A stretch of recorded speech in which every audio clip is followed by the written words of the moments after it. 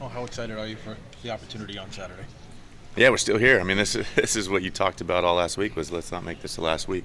We want to be here, uh, getting ready for the next challenge. Yeah, and the mentality doesn't change. Yeah, I mean, it's there's no tomorrow. It's win or go home, and it's what you want. I mean, that's why you're playing the game. Alex, how has Chris Conley's game evolved, and how hard is it for a guy in his position to learn? Yeah, I mean, I think it's tough as a young guy. You only have limited reps this time of year, and in his position, you're not getting all those. You mix in here and there, and a lot of that has to get done mentally, get done on the side. Kind of visualizing things and working through things, even talking them, walking them, and sometimes it can be hard as a young player. And I think it's just understanding that, being prepared for all those scenarios, knowing all that stuff. And I think, yeah, I mean, I obviously he's incredibly smart, and I just think, understanding you get good understanding how to prepare for these games and what the week of preparation looks like, and I think he's done a good job of that all year. And that pass you threw him for the touchdown. Yeah. What's that say about your trust in him? That's you're throwing to a spot there mostly, aren't you?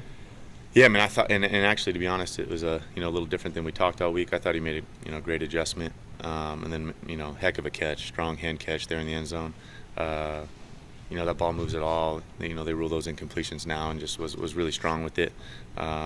Securing it. So. Is there more pressure to have to score against the New England Patriots, or do you just want to continue playing your game and what you guys have been doing? Yeah, I mean, you're always trying to score. I mean, every time you get the football, you're trying to go out there and score.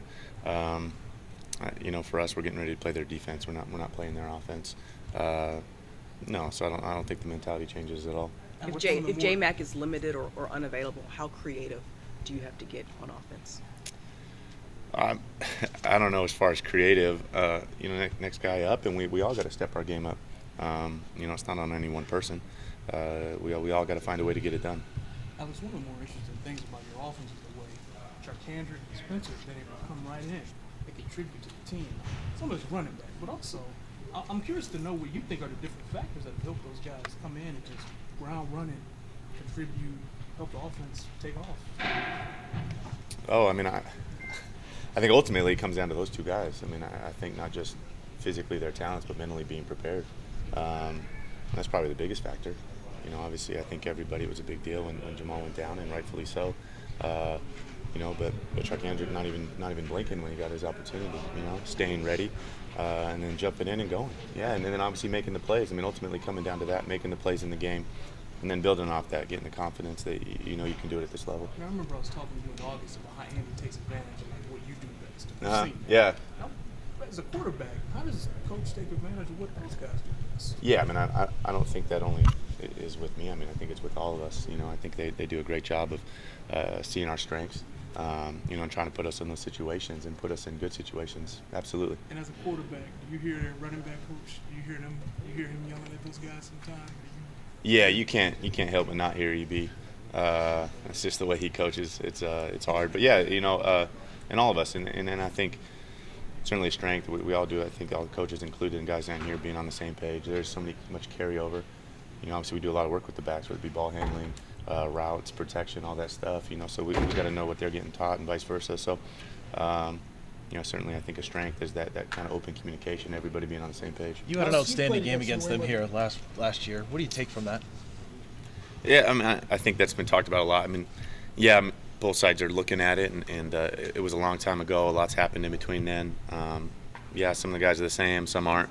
I'm sure there's the chess match of adjustments off of it from both sides, and what are they going to do? That's always going to be there. So, yeah, I mean, yeah, you look at it and it's there, but at the same time, like I said, there's been a ton of football since then. They've changed, we've changed. They've had 2 weeks. Do they have something? Do they have new stuff? I mean, all that's there, and that's always going to be there. So, a little bit, both sides are going to have to get ready for everything. Alex, you played against New England a few times in your career, certainly last year. Do you feel like more than any other opponent, they do stuff on game day that maybe you haven't seen before, that they adapt, show you new stuff? Yeah, I mean, I think just even watching film, you can see that. They're so multiple. They have a lot of different personnels. They play every front and coverage there is. You can tell how well coached they are, that they can do all that they're that multiple, that those guys can all handle it. Yeah, and you can see that it changes week to week. They certainly have game plans, what they're trying to take away, who they're taking away, strengths of your team, and that changes week to week. depending on what front they're in, coverages they're playing, leverage, things like that. So they make you prepare for a lot, absolutely. So last year, how were you guys able to overcome that? I mean, you guys executed that pretty well. Yeah, I mean, to a certain extent, you're going out and executing your plays. You got to go out and make them work and be ready for it all, prepare for a lot. They require you to do that. How did the uncertainty surrounding Mac, when you talked about Conley, but how important does Travis now become in your game plan? No, I don't think it's just Travis. Like I said, I think it's everybody. We'll see as the week goes on, but certainly, if you lose a guy like J-Mac, we all have to step it up. Yep. There have been so many guys that have started in multiple spots along the O-line. Just how unique is that, and how impressed have you been with that group up front? Yeah, I think certainly that's been a strength of ours here this second half of the season, and is really a huge part of why we're even here. It's part of the game. Those guys, it's such a physical position that those guys getting hurt, but having as many guys, having the depth that we have, and all those guys playing and being able to move around and play different positions, and they've all done it and played at a high level. I think says a lot. Moving Ja in there this last week and having him play the way we did, and our group as a unit against a really good front, certainly was a huge reason why we ended up winning the game. And Zach in particular, he started all three of those interior spots. Just what have you seen from him here in his second year as far as his growth and development? I mean, I think exactly that. Those guys paying attention to the details, being ready, for all that, being able to move around. It's part of the game here, with a limited roster, and you're only dressing, 7 guys. Those guys got to be ready to play multiple positions. Zach's, obviously a great example of that, being able to move around. Mitch goes down, he jumps in at center and does a great job for us. Last one, Adam. How much do you enjoy Last the? one, Adam. Oh, sorry.